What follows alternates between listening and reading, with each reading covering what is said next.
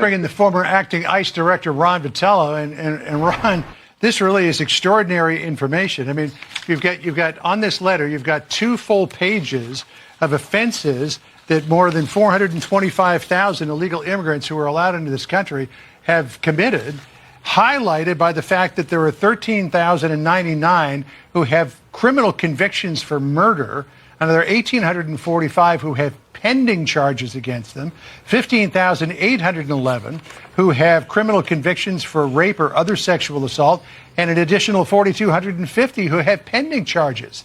Where did the system break down? Well, thanks for inviting me. Yeah, this is the symptom of the chaos that we've seen at our border during the presidency of Joe Biden and the vice presidency of Kamala Harris. When they took over, the illegal migration across the southwest border was at 50-year lows, and now it's at unprecedented numbers for the last 3+ years. And the non-detained docket, which is the population that we're talking about here, within the non-detained docket, that's 8 million people.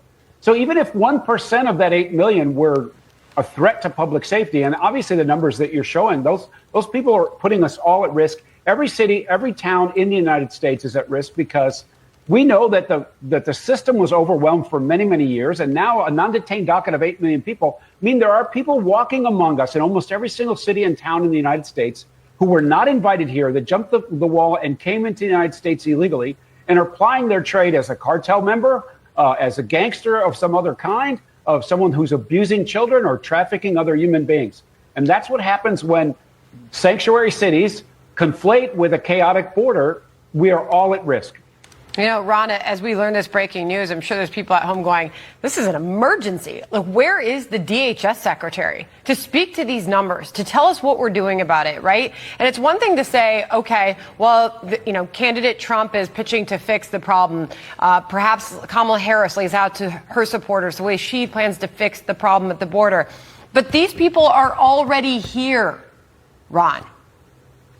That's right. And this secretary has already stated that when they make these encounters at the border, 85% of people are being released, and he's greatly restricted ICE's ability to go find these people. And I will just tell you from experience that when people are set on a notice to appear, and they can go to immigration court when they get a notice from the government, which may be years and years from now, many of them will not come because they know they don't have, a legal right to immigrate into the United States. Look, this is a society that values the contributions of legal migrants across the country.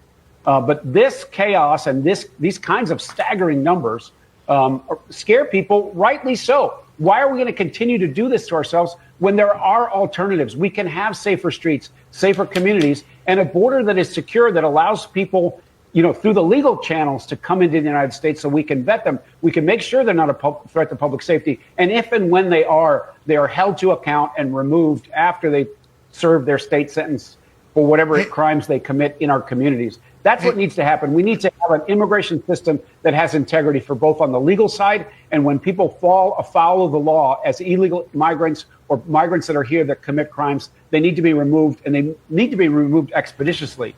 And you can see these numbers here. I mean, ICE only has, a couple of thousand people who are assigned to that work. And so this is a monumental task that will need to be corrected, because we cannot continue to have this chaos at the border and put our cities and towns at risk to the degree that we are. Hey, Ron, forgive me if I'm not really up on the law. I came into this country as a legal immigrant 32 years ago.